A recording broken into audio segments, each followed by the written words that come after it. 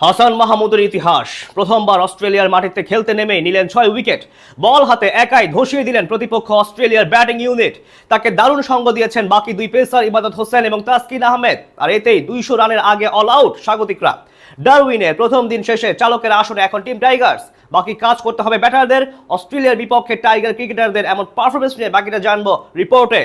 অস্ট্রেলিয়ার মাটিতে বাংলাদেশের কাছে ভালো লড়াই দেখতে চেয়েছিল টাইগার ভক্তরা, কিন্তু লড়াইয়ের চেয়ে বাংলাদেশের আসল নজর হয়তো ছিল ম্যাচ জয়ে। শেষ কয়েক বছরে টাইগার পেসাররা চোখে পড়ার মতো উন্নতি করেছে। সেই উন্নতির ছাপটাই যেন আজ আরও একবার দেখালেন ডারউইনের মাঠে। এক হাসান মাহমুদ দিয়ে শুরু, এরপর একে একে তাসকিন ও ইবাদত যোগ দেন তার সাথে।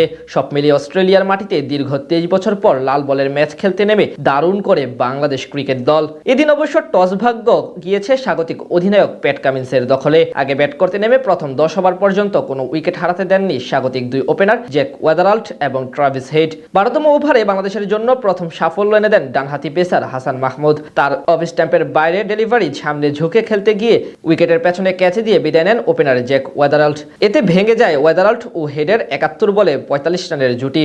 ওয়েদারাল্ড করেন 23 রান। খানিক পরে রাউন্ড দ্য উইকেটে এসে ট্রাভিস হেডকে ডিরেক্ট বোল্ড করে দলকে দ্বিতীয় সাফল্য এনে দেন হাসান। এই ওপেনারের কাছ থেকে আসে 39 বলে 22 রানের ইনিংস। হাসান 2 উইকেট নেওয়ার পর আক্রমণে আসেন ইবাদত হোসেন। তার বলে সেকেন্ড স্লিপে থাকা নাজমুল হোসেন শান্তর হাতে ক্যাচ দিয়ে আউট হন মাত্র 1 রান করা লাবুসেন। এর মাঝে অবশ্য একবার জীবন পেয়ে যান অভিজ্ঞ স্টিভেন স্মিথ। ক্রিজে এসে কাউন্টার অ্যাটাকে গিয়ে কিছুটা চালিয়ে খেলার চেষ্টা করেন ক্যামেরন গ্রিন, তবে তাকে সেখানে সফল হতে দেননি তাসকিন আহমেদ। তার লেন্থে ডেলিভারি লেগ সাইডে ঘুরাতে গিয়ে শর্ট মিড উইকেটে থাকা মুশফিকের হাতে ক্যাচ দিয়ে বিদায় নেন গ্রিন। প্রথম ঘন্টায় 4 উইকেট হারিয়ে 74 রান করে বিরতিতে যায় স্বাগতিকরা। 4 উইকেট হারানোর পর দলের হাল ধরার চেষ্টা করেন স্মিথ ও উইকেট কিপার অ্যালেক্স কেরি। দুজন মিলে বেশ সতর্কতা অবলম্বন করলেও 37তম ওভারে তাদের 63 রানের জুটি ভাঙেন ইবাদত হোসেন। তার বলে বোল্ড হন অ্যালেক্স কেরি। খানিক পরে বি ওয়েবস্টারকে বোল্ড করেন তাসকিন। দ্বিতীয় সেশন শেষ হওয়ার ঠিক আগ মুহূর্তে আরও 2 উইকেট নেন হাসান মাহমুদ।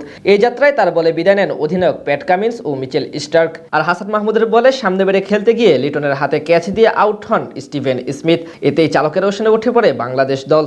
শেষ ব্যাটার হিসেবে নাথান লায়ন বিদায় নিলে 198 রানেই গুটিয়ে যায় অস্ট্রেলিয়া। বল হাতে একাই 6 উইকেট নেন হাসান মাহমুদ। সেই রান মোকাবিলা করতে নেমে নিজেদের প্রথম ইনিংসে বেশ রয়ে শয়ে খেলতে থাকেন বাংলাদেশের 2 ওপেনার তানজিদ তামিম ও সাদমান ইসলাম। যদিও মাঝে তামিমের একটি ক্যাচ মিস করেন নাথান লায়ন। এরপর অজি বোলারদের বিপক্ষে বেশ ধৈর্যের পরীক্ষা দিয়ে প্রথম দিন শেষ করে বাংলাদেশের ব্যাটাররা, যার সুবাদে এখন ডারউইন টেস্টের চালকের আসনে সফরকারী টিম টাইগার্স। একদিনেই ম্যাচ জয়ের সুবাস পাচ্ছে শান্ত লিটনরা।